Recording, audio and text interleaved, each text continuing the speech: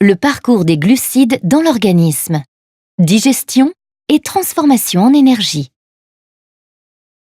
Les glucides sont des nutriments présents dans les aliments. Ils se divisent en deux catégories, les glucides simples et les glucides complexes.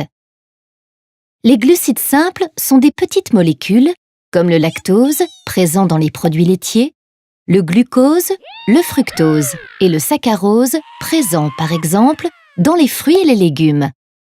Le saccharose est l'autre nom du sucre de table. Les glucides complexes sont, quant à eux, de grosses molécules que l'on trouve notamment dans les céréales. Au cours de la digestion d'un aliment, grâce à l'action d'enzymes présentes dans la salive et dans le tube digestif, tous les glucides sont transformés en glucose. Celui-ci passe ensuite dans le sang. Longtemps, on a cru que les glucides simples étaient plus rapides à digérer que les glucides complexes, et donc qu'ils passaient plus vite dans le sang, faisant augmenter rapidement la glycémie, c'est-à-dire le taux de glucose dans le sang. Voilà pourquoi on parlait de sucre rapide et de sucre lent.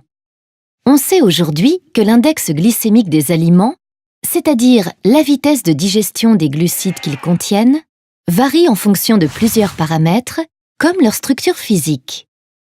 Par exemple, les glucides d'un jus d'orange passent plus vite dans le sang que ceux d'une orange. Une fois dans le sang, la majeure partie du glucose est utilisée par nos cellules, nos muscles et notre cerveau. L'autre partie est stockée dans le foie et dans les muscles sous la forme de glycogène pour former une réserve d'énergie. Suite à un effort important, ce glycogène se transforme à nouveau en glucose, puis il passe dans le sang et alimente notre organisme.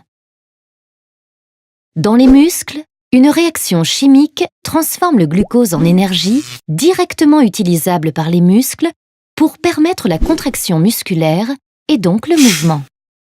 Notre cerveau a également besoin qu'on lui apporte beaucoup de glucose en continu pour fonctionner.